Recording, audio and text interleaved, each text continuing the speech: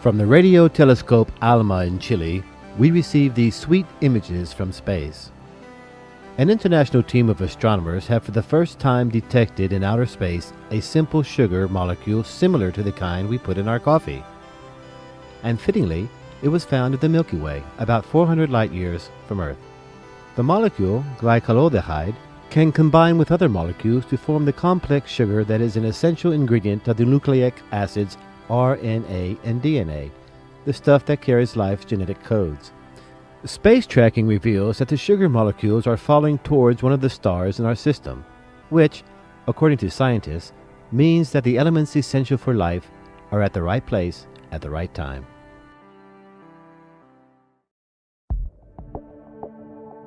My name is Mike Callahan. I'm a research physical scientist in the Astrobiology Analytical Laboratory at NASA Goddard Space Flight Center.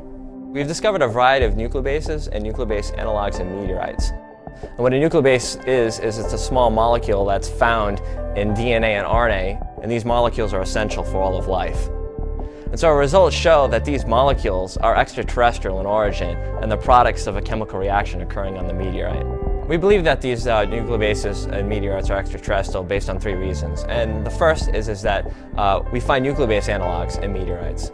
And what a nucleobase analog is that it is a molecule that is structurally similar to the nucleobases you find in biology, but it's different.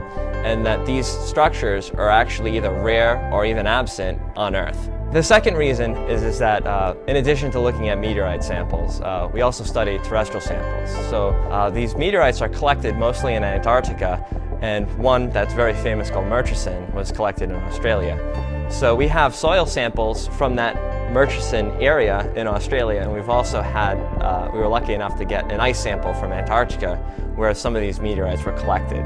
And so when we look at these soil and ice samples in the laboratory, we don't see the same distribution of nucleobases.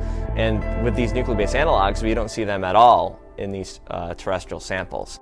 The third reason why we think these nucleobases are extraterrestrial in meteorites is that in the laboratory, we study reactions of hydrogen cyanide. And when we extract these, the products from these hydrogen cyanide reactions, we also get nucleobases. And we actually get a similar suite of nucleobases to what's found in the meteorite.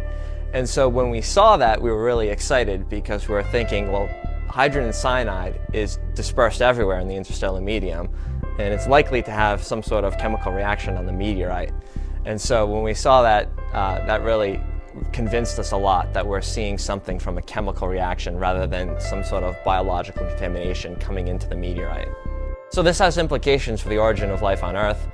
We know that meteorites contain amino acids, which are the building blocks of your proteins, and now from our research, we can show that nucleobases, which are the building blocks of your genetic material, like DNA and RNA, are also found in meteorites. And so these things together could have seeded an early Earth with these really important molecules that could have built up to the larger molecules you see today that are essential for biology.